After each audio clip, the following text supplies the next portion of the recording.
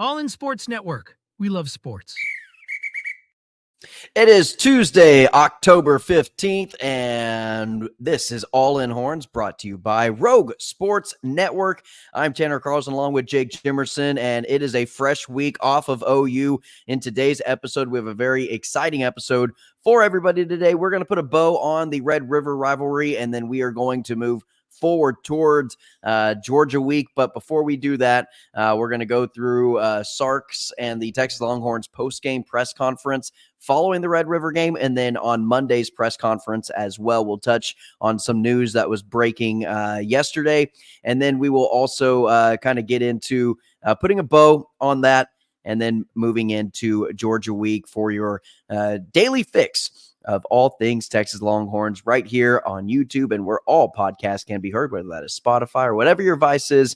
Look us up and we are there. We want to thank all the great subscribers. We're closing in on 400.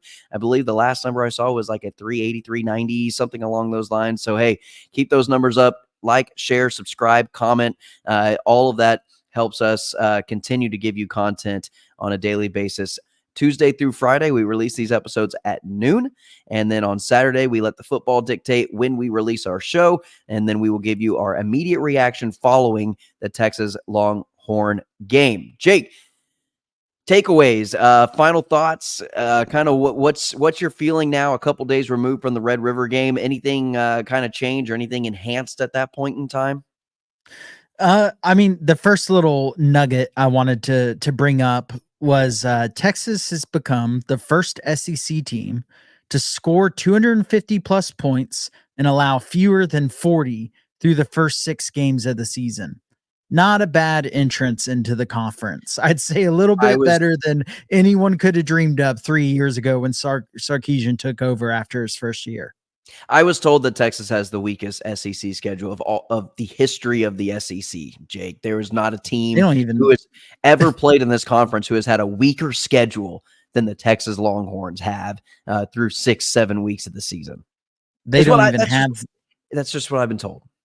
They don't even have the weakest schedule this year in the conference. I mean, look at A&M. They have way easier, especially with, I think Missouri will end up with several losses. I think they're going to end up looking like a Michigan type season. But my first takeaway, and I'm going to go on a little soapbox here, is Kelvin Banks.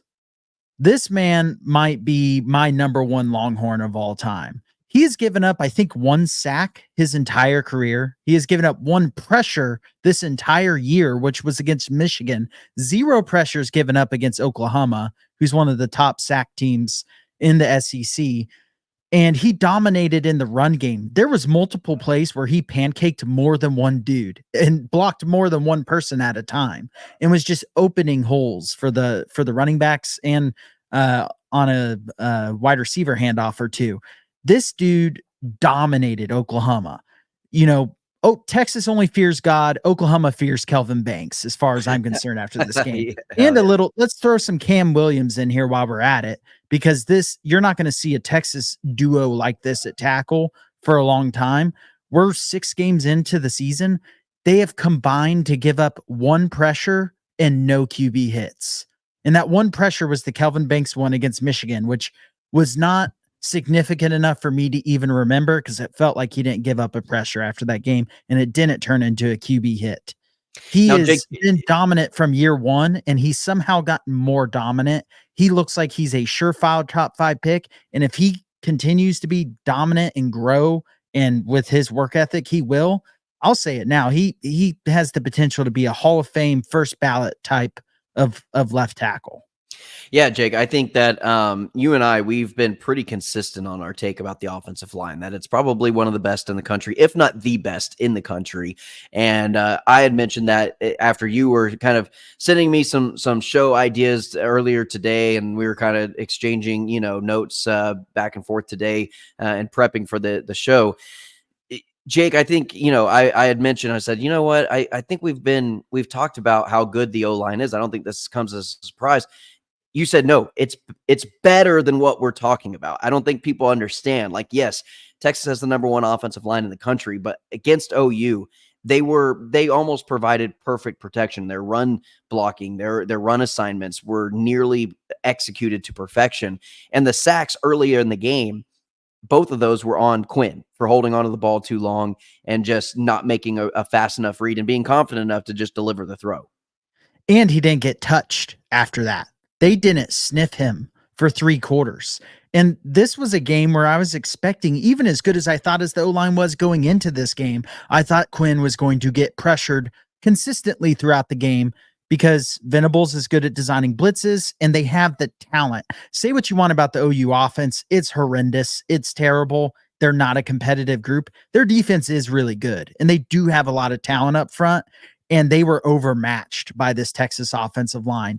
The pass blocking has been elite all year, but to do that against OU was really impressive. If Quinn just didn't start the game like he did, there would have been 0 sacks in this game and basically no pressures. Just about every lineman I thought played his best game of the year. Kelvin Banks, his best game of the year, maybe his best game ever. He just absolutely dominated Oklahoma and multiple Oklahoma defenders. Hayden Connor, that might have been his best game as a Longhorn, and he's been starting for a while.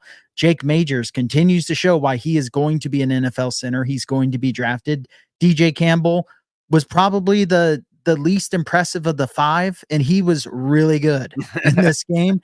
And then Cam Williams, he's a guy who at the start, in the words of Chris Collinsworth, here's a guy that wasn't even predicted to be on draft boards at the start of the year, and he could end up in the top 2 rounds. He has been that good this year, and what a selling point that would be for these Texas coaches to a Cole Hudson, who might be getting a little frustrated. I'm not saying he is or I've read anything, but just human nature, he is good enough to start at about any team in the country, and he's not starting right now, and he's not playing significant snaps. But you can sell him on all you need to do is start 1 full year and we can get you in the top 2 rounds if you play to your ability. And I think Cam Williams is going to very likely do that if he continues this. And that will just be an incredible selling point to bring in more talent and retain that talent when they don't necessarily start right away. Well, I think it's a good point right here to shout out Coach Kyle Flood and the player development that he has implemented into this program. I think a lot of people from outside looking in, even during the Charlie Strong, Tom Herman era, was that, well, Texas is still recruiting. Texas still has like top tier guys coming into the program. First of all, not really at the offensive line position, but even if we did, we had a Connor Williams. That player would be Connor Williams from his freshman year to his sophomore year and then to his junior year and then plateau out a little bit. The development looked more like this and then would plateau out. That's what happened with Sam Ehlinger. He only got as good as he got. He never exceeded expectations. He never went above and beyond. He never got better from one season to the next. He was just really, really good, and then he just plateaued. This coaching staff does such a better job of previous regimes of developing the player development within the Texas Longhorn program, especially that offensive line, goes to what you're kind of saying with even like a Cole Hudson or a Cam Williams, is that, look, 1 year you might be sitting on the bench waiting your turn to play, and then that by the end of that season that you get to start, whether that be your sophomore, junior, senior year even, you might be climbing up draft boards because scouts just don't know you yet. And once you get a chance to play and you get to, show off the skill set that you've learned and you've developed under Coach Kyle Flood, that's whenever scouts start to actually see you and they're like, okay, we need a guy. Here's a guy that we need on our roster. Yeah, it's just it is truly a more remarkable turnaround than I could have ever imagined 3 years ago. I knew they were going to rebuild the O-line. I knew when they got some of these recruits that the O-line was going to come together and it was going to have a chance to be really good. But now it's not only dominant, but their entire second offensive line, which is probably going to be a lot of the starters next year, would probably be the starting 5 at 90% of colleges, at least right now. And I mean, you look at some of the top 10 teams, Jake. I mean, look at the AP top 10. Maybe after 5, maybe even at Ohio State at number 5, even Penn State at number 3, I don't think is a perfect team. I think there's a ton of gaps. There's a ton of holes throughout. You look at a lot of these programs right now. And I'm looking at, say an Ole Miss or a team that their offensive line just really just isn't there. It can't provide the type of protection that the Texas offensive line has provided for whoever's playing quarterback or whoever's running behind them at running back. And I think that's kind of what we're saying here is that we've got the depth, and I think these guys want to stay here to be a part of something really special on the offensive line. And with that said, on the depth, kind of like depth, like I mentioned earlier, next year, Texas fans are going to realize how spoiled we've been with Kelvin Banks. I think he's appreciated, but I don't think fans realize just what it's like to, like, we have a left tackle out there who just never gives up pressure, ever on a consistent basis for the last 3 years. Sooner or later, you get used to that. And Trevor Gooseby, the likely starting left tackle next year, I think he's going to be a really good left tackle. I think he's going to be drafted when it's all said and done and play in the NFL.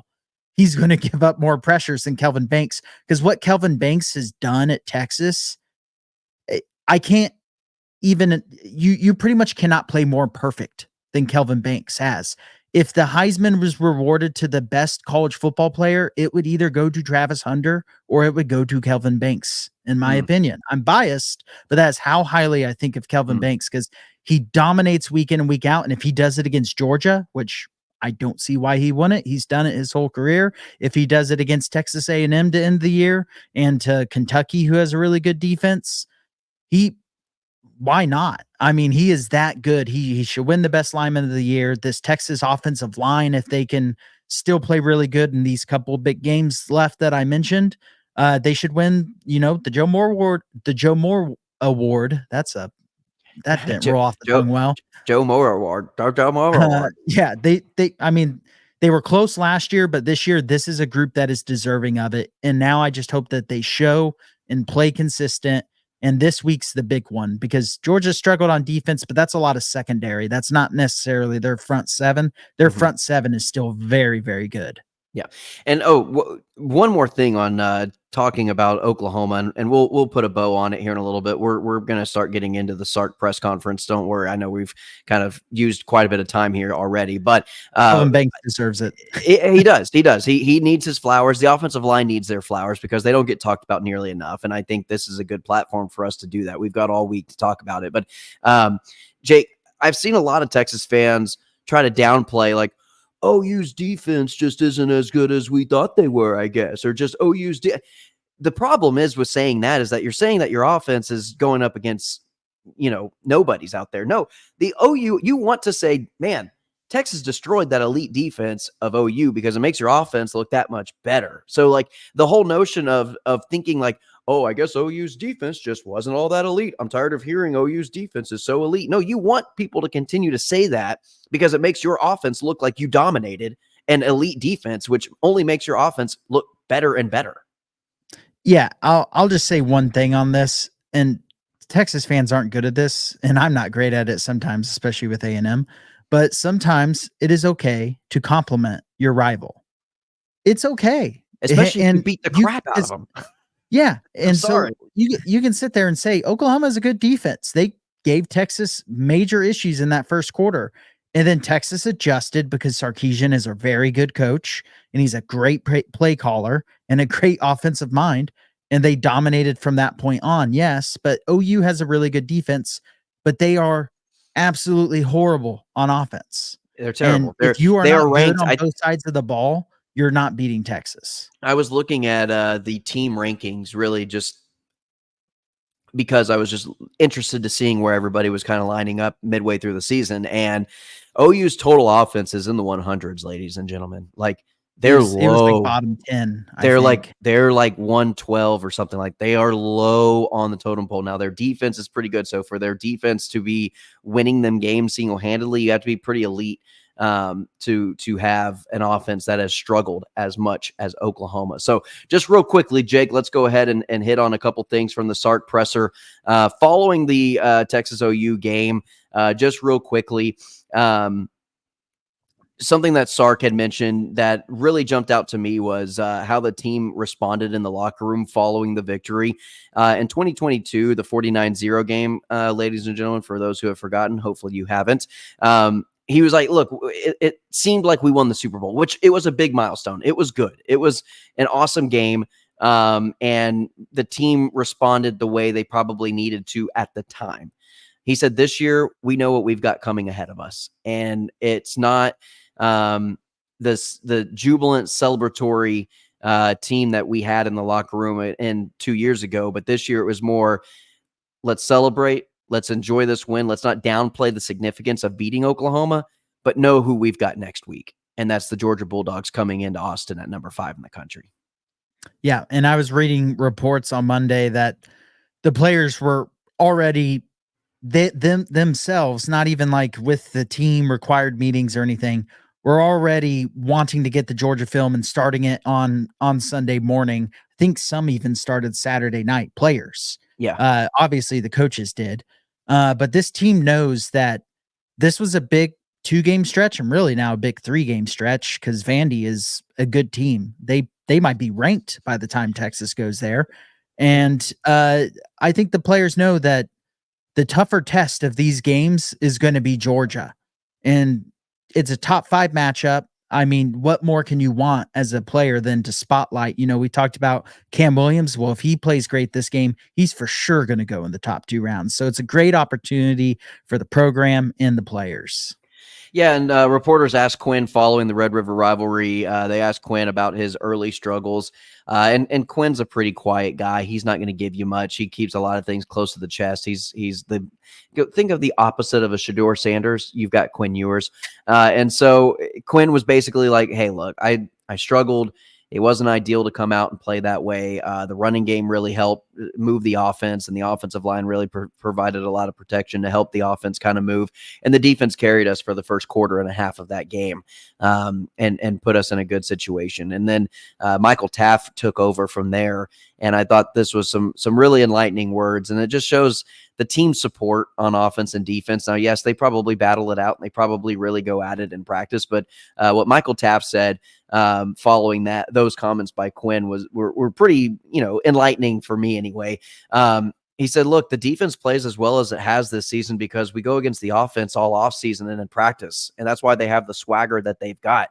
It gives us you're playing against one of the better offenses. He goes, look, guys, I have to read against Quinn Ewers every single day in practice. I have to go against, Isaiah Bond and Matthew Golden and Gunnar Helm every single day in practice. I have to go against Jaden Blue and the offensive line. He goes, he literally called out each offensive lineman by name and said, our defensive line, that's who they're going up against in practice every single day. So whenever we come out to the game, and he didn't say against OU's offensive line, but against our opponent is, it's a lot easier out there on the field. It just is. So like, if you think the offense is struggling, it's because it's just this team complements each other so well. And that's kind of what he was getting at. And I just thought it was good for a teammate to have Quinn's back after the media was kind of not attacking him by any means. They were just asking questions, and that's what they're allowed to do. But I just thought it was a good for a teammate to have his back in that situation. Yeah, it's an iron sharpens iron approach with practice, and that's exactly what Sarkisian is wanting. Not only the ones, but the twos now are really good. I mean, Yeah. Texas has depth like we really haven't ever seen. I mean, to this level of what the depth is. I think these teams are deeper than even like the 05 team and some of those teams is deeper. Are they as good at a ceiling level? We're going to find out. But as far as the depth goes, that's how much I think of the twos. When Texas loses a player, there's typically not a huge drop off from that 1 to 2. And look at the running back position where they've lost 2, including their starter. And now you have Trey Wisner, who's looking incredible, and Blue, who has had his struggles this season with fumbles, but when he's not fumbled the ball, he has looked good and he has looked very capable. So, Jake, moving on from the Red River press conference following the game immediately after, Sark met with the media again on Monday afternoon and gave a little bit of an update on the injury situation to Isaiah Bond and Derek Williams. If you haven't heard by now, Derek Williams, the sophomore 5-star senior, is gone for the season. Horrible timing going up against Georgia, but these things do happen. It's going to be next man up. It's probably going to be Jelani McDonald. to fill in that role of Derek Williams. And then Isaiah Bond, the speedy wide receiver transfer from Alabama. He is listed as day-to-day with an ankle injury. And Sark said he feels a lot better about Bond after what he saw on Monday than what happened on Saturday in the locker room. And so he said he's already looking better. His status remains to be, clear as to if he's going to be able to go on Saturday. I'm sure we'll get an update middle of the week, though.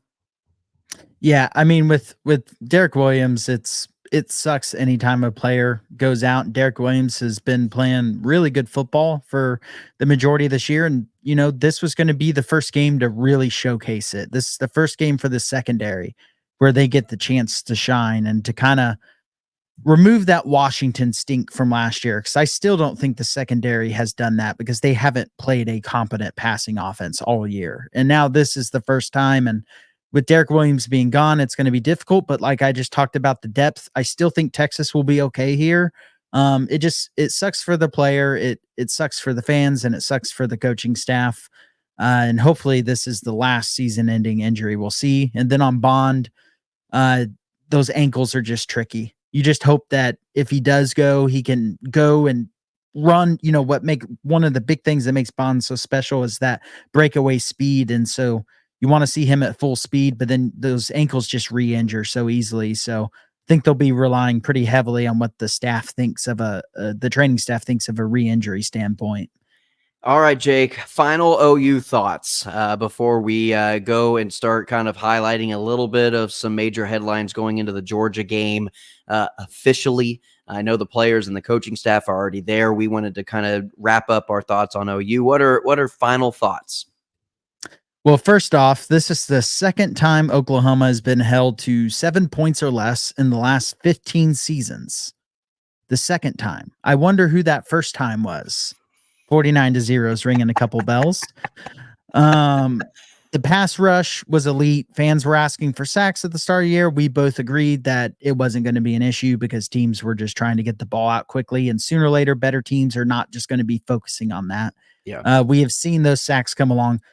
Colin Simmons, for me, is just on a different level from what I expected as a true freshman. And I expected him to be pretty damn good, but he's got a chance to be the Kelvin Banks of the defensive line room. That's how good he has been. And the Oklahoma game was his best game to this point. And now he'll have a chance to show out against Georgia. And then lastly, I wanted to say one more thing from Sark's presser, because I just really liked it. And it brings kind of the culture and the fun that this team has. But when he was showing the Matthew Golden, the first pass that was horrendous, he showed the 50 Cent first pitch when he threw a first pitch at a baseball game and threw it about 30 yards left of the pitcher and showed that to the whole team, and they had a good laugh. So They still have a little fun. It's not all business all the time. Well, they did a I don't know what this segment was, or if you can call it a segment, but during film they do the good, the bad, the ugly.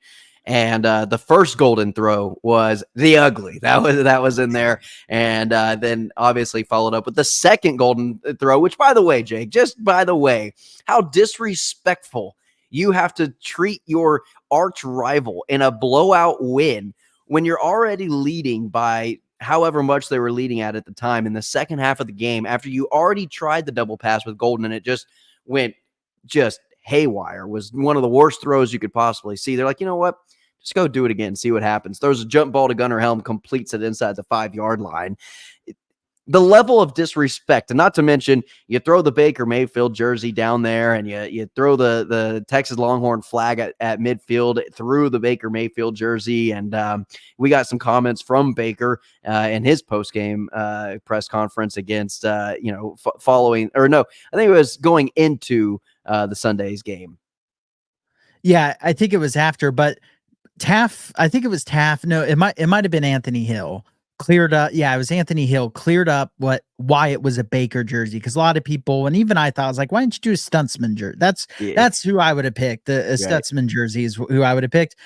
He got a random fan in the crowd just handed him an Oklahoma jersey, and he's like, I'm going to take this to midfield. They didn't have a Baker Mayfield jersey ready to go. So if you see OU fans using that as one of their many coping mechanisms that they're resulting to right now. Correct them, because it was just a random fan that handed it to him and they just kind of ran with it. Yeah, yeah. And so Baker did comment on it.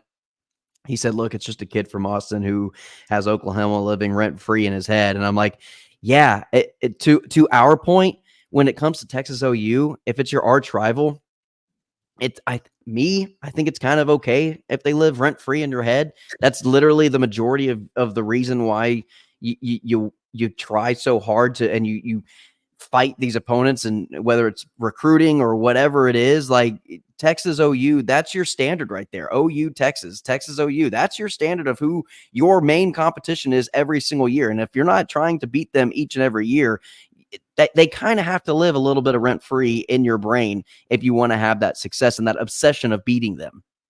Yeah, I used to enjoy the rent-free thing. I'm just kind of over it. You're going to talk smack to your rivals, especially as fans. From the fans' perspective, to me, the only time I'll use rent-free is when you're doing horns down and then you're playing mid-Tennessee State or something. Yeah. The last thing I wanted, and I know time-wise I shouldn't do this, but I just had to mention this. But Billy Bowman said after the game that Texas didn't earn that. They were just given it by OU. Which is the second time a player said something like this year, because the Michigan quarterback, who is no longer playing, had also said that. Sark's answer when asked about that was, not my problem. We won next game, which I just love that response. But also, dear Billy Bowman, I hope you get an NIL deal with slip and slide, because you were slipping and sliding on the field all over the place, getting juked by Trey Wisner and getting absolutely dusted. But hey, you got that one interception on a bad throw by Quinn and then pointed at him and proceeded to get your butt kicked the rest of the game. And on that note, Jake, let's put a bow on OU. No more OU talk, and we really don't have to talk about them for the rest of the season, because we will not be meeting up with them at the SEC championship. And they're not a contender. And it is, by the way, but while we're recording this, 9:48 p.m. on Monday, October 14th, and OU still sucks. Georgia Bulldogs coming in at number 5 into DKR. Game day is going to be there, Jake, and it's going to be a night game. Also, hey, by the way, ladies and gentlemen, the time changes this weekend, so you're going to want to set your clocks back, get ready for the game. I think that's on a Sunday or Saturday into a Sunday, though, so just be aware of it, but the time change is coming up, and so that will be this weekend, and it's going to be a night game. There are going to be, Jake, what I've already heard, 45 to 50 some odd visits coming in to DKR this weekend. Yeah, 58. I think you're wrong on the time change, by the way. I think that's what I heard. Someone it's November 3rd. No, somebody told me it was, someone lied to me then. I got bad information. I'm just using Google, but I think you got bad information. I think that sounded a little early to me, but regardless, it is November 3rd. Okay, Dang. yeah. I was hoping for, someone watching was going, what the heck? Yeah, what I was hoping for is that the time change would affect it getting darker earlier, and so it would be already dark by the time the 6:30 kickoff start for the Texas Georgia game. It'll get dark quick going, and it'll be dark by like the second quarter. I understand, but I wanted it to be dark for kickoff. But that's what I was hoping for. Yeah. I forgot what your other question was, to be completely honest. Yeah. We got so sidetracked in the time change, making sure that was accurate information. But yeah, no, Georgia coming in, Jake, the recruiting, we're going to have about 48 to 50 some odd visits, 58. Or is it more? 58. Yeah. 58 okay. Currently. It's expected to grow, and I'll go quick because I know we don't have a ton of time. There's just a few recruits I wanted to touch on that are coming to this game. Some committed to other places, and there are several other committed to other places I won't mention. And there are some that are there, looking at Georgia and Texas as their top schools. Yeah, and I'm going to butcher a couple of these names. Just bear with me. But Joseph Mabachu, I think is how you say it, from Loganville, Georgia. He is currently committed to Florida. He's a defensive lineman, 4-star. He is going to be visiting this game. Obviously, Florida is very likely going to have a change at coaching, and Texas needs defensive linemen. So that is a recruit that's worth noting. Justice Terry might be the biggest surprise here. He's a consensus 5-star defensive lineman. He's out of Manchester, Georgia. He's currently heavily predicted to go to Georgia. You're not even seeing Texas on the predictions yet, but that's because Texas has just now been surging in this recruitment and really going after him. And part of that is because Kenny Baker has deep roots into Georgia.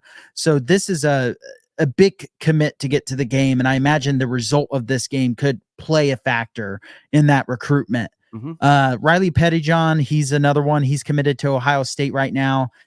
He's a high 4-star, borderline 5-star. He is a 5-star, I believe, on Rivals. He's currently committed to Ohio State. Originally was predicted to go to Texas, committed to Ohio State. Texas has been very consistently trying to flip him. We have Jamarion Vincent, which I was just going to mention because you broadcast the Waco Connolly games on Friday nights. I do. So I don't know if you have any notes on him. The last one, I'll let you get to him, but the last one was Michael Terry, who's a 5-star athlete, very heavily predicted to go to Texas right now. He's out of San Antonio. He is an absolute stud, and he can do everything on the football field on both sides of the ball. Yeah, I was going to say Michael Terry is probably the last 5-star that is, the crystal ball to Texas at the time, but that's before Justice Terry and the kind of this little surprise come up that Texas has kind of made a run towards the end, because I think there's only about 3 more 5-stars that have yet to commit in the 25 class. And so Michael Terry being one of them, being heavily favored to Texas, Terry heavily favored to Georgia. But again, this Texas-Georgia game could switch things around for Terry. And a lot of people were considering Terry being that last little 5-star bump for the overall class ranking of the recruiting class for Texas. But Jam Vincent, Jake, he plays safety for Conley. I don't know what they're going to line him up as. He's in the 26th class, so there's a lot of still yet to be determined about what he's going to do at the next level. He's the quarterback, and that's just because he's the most athletic player on the field at all times. You know, they just run the option, they run it. I think he's currently 4th in the district in rushing yards. I think he's like 3rd in touchdowns, and he's going to end up playing corner or safety at the next level. He plays safety for Conley right now. He's got a few interceptions. He's got a couple defensive touchdowns as well. He plays punt return, kick return. Again, ladies and gentlemen, this dude is just a straight up freak athlete. I think he sits at about 6'2"-ish. He needs to put on some weight. He's a little thin. And that just needs to, that'll just be over time. Hit the weight room, a couple off-season workouts. Texas will get him up to snuff if and when he commits. Yeah, and there's, again, go look what the lists are posted everywhere. I just wanted to touch on a few names. I'm not going to list all 58 names, but regardless, to say this game has a lot of implications, and it shows the avenues for Texas to get to a number 1 class in the country. That is the 25. These recruits, ladies and gentlemen, for the 25 class, the 26 class, and even some 27 classes as well. Like, there are going to be some sophomore in high school that are going to be at this game. I saw a 28 class. Yeah, one that was okay. There. Yeah, there's going to be like high-level guys from the next 4 years going to this game. This is going to be one of the biggest recruiting visits. It's very rare for those who are as in tune into recruiting. And Jake, I'm not going to pretend like I'm some recruiting guru, but I do know this much, is that it is rare for a matchup such as Texas-Georgia to be taking place mid-season and to have this many recruits able to make it to a game, be invited, that is looking at both Texas and Georgia as possible destinations. I mean, it's a very rare situation for Texas to be in, and this is a home game. Texas gets to host each and every single one of these guys, and hopefully the coaching staffs and the players and whoever else, alumni, get a chance to just be able to speak and talk with some of these guys and just influence their decision, even if it's 2, 3, even 4 years from now. It could play a big role this weekend. So it's not just a 1v5 matchup to win the SEC this year. The future of these programs may hang in the balance of a couple of these players. Or at least the future of who gets the top class in the entire country this year. Because if Texas flips a Riley Pettyjohn and a Justice Terry and gets a Michael Terry, and maybe gets another flip in Joseph Mabachu, all of a sudden Texas very likely ends up with the number 1 class in the country, even though fans would have had you thinking we weren't going to be top 20 after August. Yeah, that's because it's some Oregon kid flipped. Yeah. So anyway, all right, Jake. For Jake Jimerson, I'm Tanner Carlson. That is your daily fix for all things Texas Longhorns right here on Rogue Sports Network. Your daily fix for all things Texas Longhorns. And as always, ladies and gentlemen, hook 'em. All in Sports Network. We love sports.